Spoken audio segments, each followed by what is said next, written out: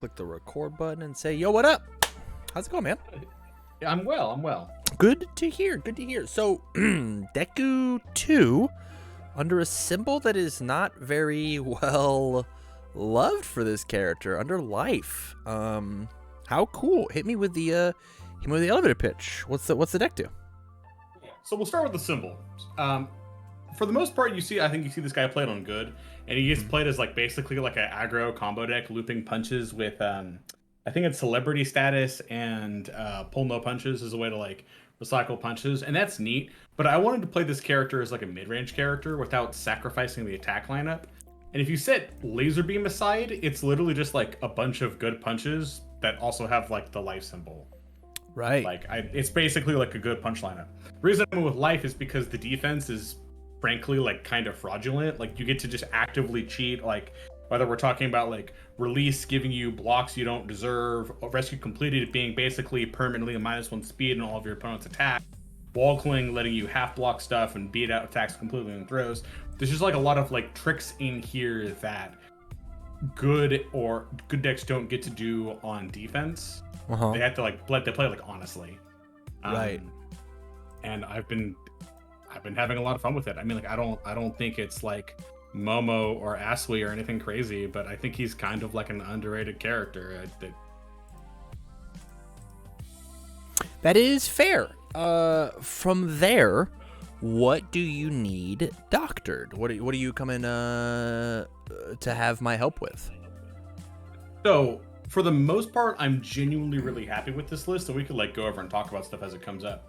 But there's just a couple of things around the edges I'm not thrilled with. On the foundation lineup, I have 2 copies of Infinite Potential, in honestly just because it's a spam foundation with it's the only one high block in the deck. And sometimes turning lows into highs or even mids into highs can be life-saving, but it doesn't come up that often. And then I have 1 good impression. I used to actually have 2 of this card, and I've come down to 1, and now I want to cut it. Impression's good at not thinning out, making your attack strings easier, and we do go on long attack strings. But this character builds like a monster. I have games where if I don't need to respect it, I go into deadlock on turn 2.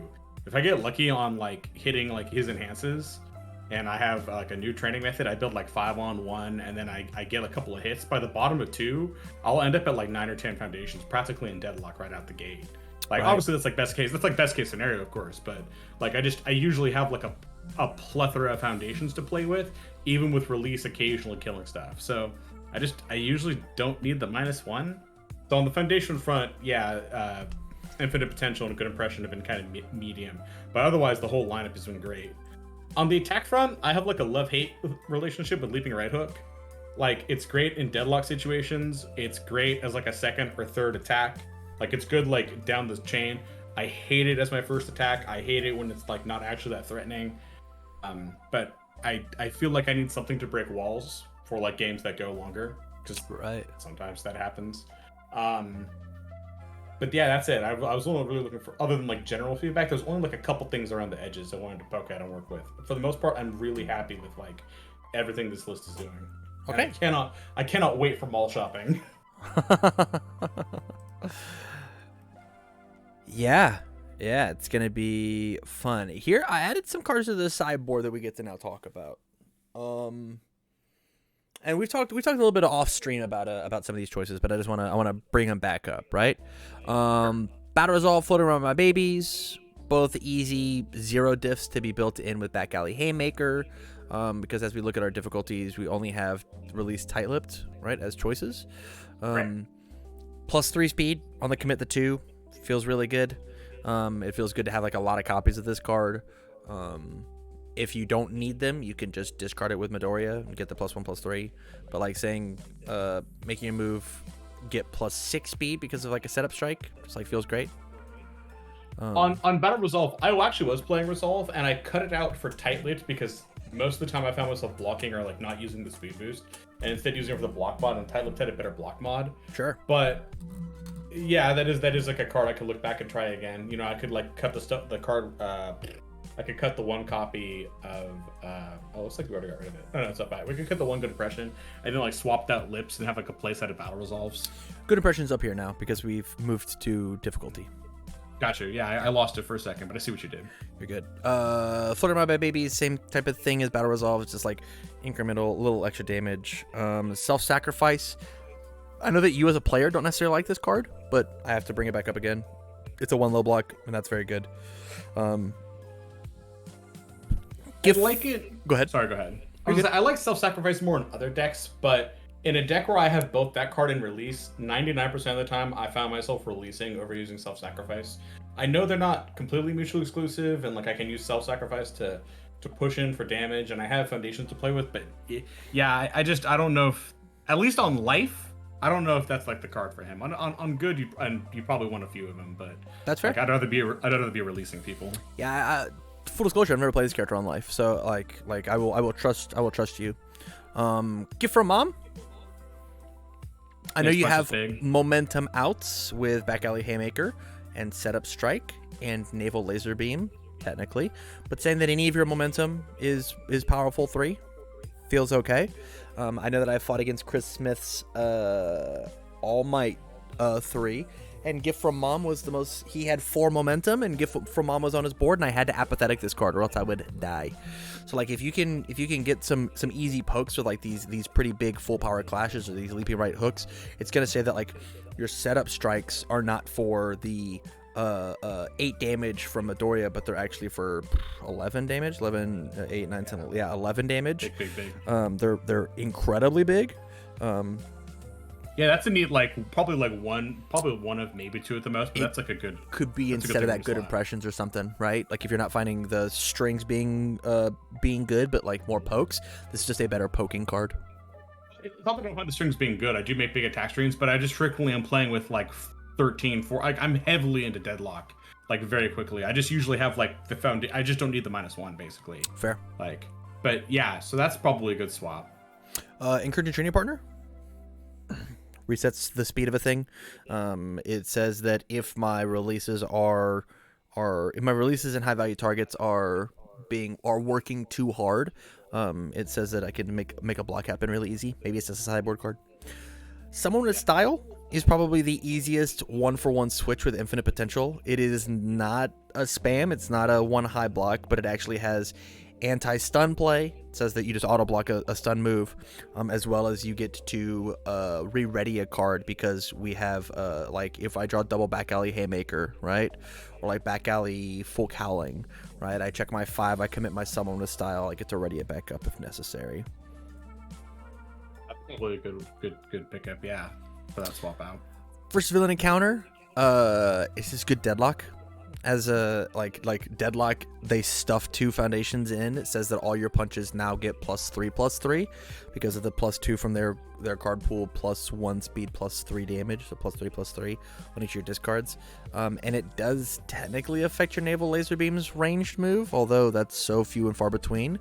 But it does say enhance commit for +1/+1, so sometimes that's enough to get there, right? Like if it's +2 speed, +4 damage at the commit cost and a discard of foundation. I don't think it's anything to write home about, but it's something. I feel like I might sideboard that card. Yeah. But that's a good consideration. Faith Shield. You easily could play 2 Wall Clings, 1 Faith Shield to be a little cheeky with it, but I don't think you necessarily need to. And it will like lower your high block count slightly, make it more 20-20-20, and do the same job. Although this wants to be built and this doesn't, and your character wants to build things, but like there's an option. Yeah, Walkling being recyclable off of Glamorous and being a target I can build in with my character. Yeah. Again, maybe as like a sideboard card, like 1 or 2 of is like Throw Hate. On Childhood Friends, the next card we're about to talk about, I actually just ordered 3 because it's a card I didn't put in because I didn't have it. Right. But it's a card I want to slot like 1 of in somewhere because it's good. Like it's just good, yeah. Just waiting for it in the mail. I think this card easily could be like a 2, if not a 3 of. I think being able to play Back Alley Haymaker every single one of your turns is like nuts, right? Response flip at the start of your end phase, add an attack that matches 2 or more symbols of your starting character to your hand. It just says that you play Haymaker. Notably, Yeah, all my punches actually, like every attack I'm playing matches 2 symbols. They're literally all good life. Right. Or even Laser Beam is life earth. Like they literally all fit. So like this easily is a 3 of that you get to play, right? And this says if they full block Cowling or they block Cowling at all, you burn them for 2. Yeah, you gain 1, they lose 1. Nuts. Yeah, maybe not 1, maybe at least a 2 over 3 of. Yeah, right. Probably 2 because I can't build in duplicates. But yeah, that's good too.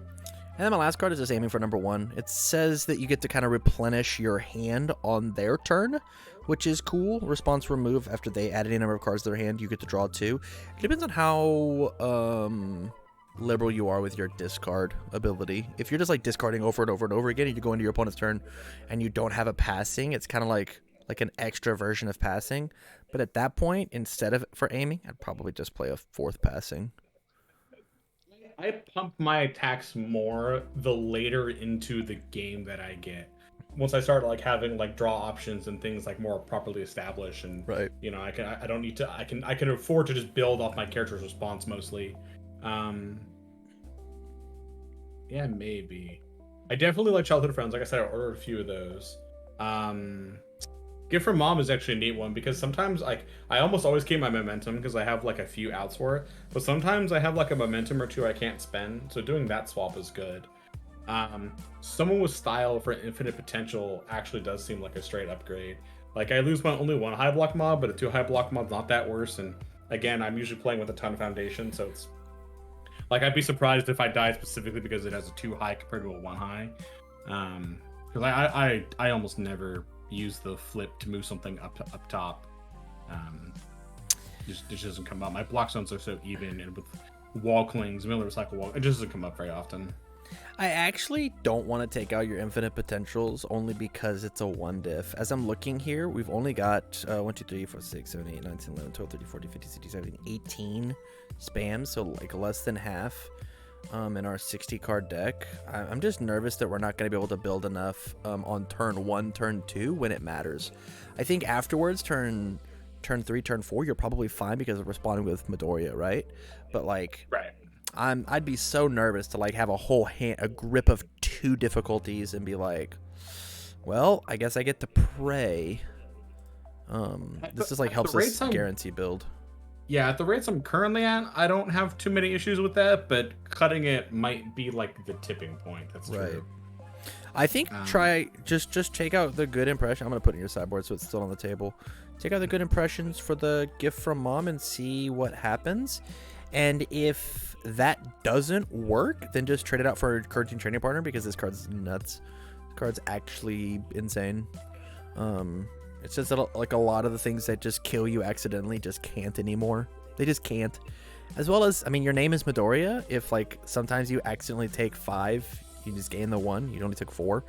Like it at least does something while it's on board. Right. I guess I could do like 1 encouraging training partner. And I'm just thinking of like ads here. I'm at 60. I could probably go to like 63 if I just like added a training partner into Childhood Friends. And just like roll with it at 63 and see how that feels. I'd be down if you wanted to add 2 more foundations and then 1 more attack. I'd be in for that. I think 63 in your 19 attacks is a little rough. But like 20 is probably the number. I mean, 20 like, with honestly, 23. Yeah. Yeah. Honestly, I could probably go up to 4 full cowling. Full cowling used to be kind of dangerous, but like I can just play a bunch of foundations and then play a cowling and it more or less balances out. My suggestion for you there was actually we were going to take Leaping Right Hook down to a 2 of and put the 4 full cowling to keep your block zones correct, and you'll just get more value out of the full cowling than out of whatever, right? And that was before we decided to increase the number, so we can either put this back up to the 3 or we could take this still back down to 2 and just put in the full power clash at the 4 of, because you said you liked this card a lot. I don't know if that card's great in other characters, but like clashes frequently a 6/6/4 diff for me with powerful 3. Like, sure, it's just a 6/6, but like, or that's all it is, but that's like big stats, and then throw in like a Deku enhance and something else, and yeah, it's 7 for 9. Nothing to sneeze at. Yeah, I could try that, or I could look back at the life attack and look and see if there's like one attack I might like one copy of. I'd have to look over the entire attack pool for that. Right. But so if you want to, we can increase the attack count and put in the. And you said the double summon style. Is that what we said? I thought we were looking at like swapping infinite potentials, but you're right. I think at that point, if I was going to add a foundation, it would be childhood friends over someone with style. Sure. Like adding in a couple of those, because again, it recycles like literally every attack in my lineup.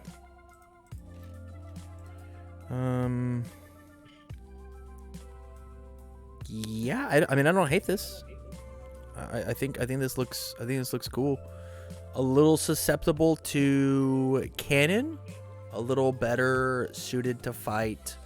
A little better suited to fight. Lashing, right? Right.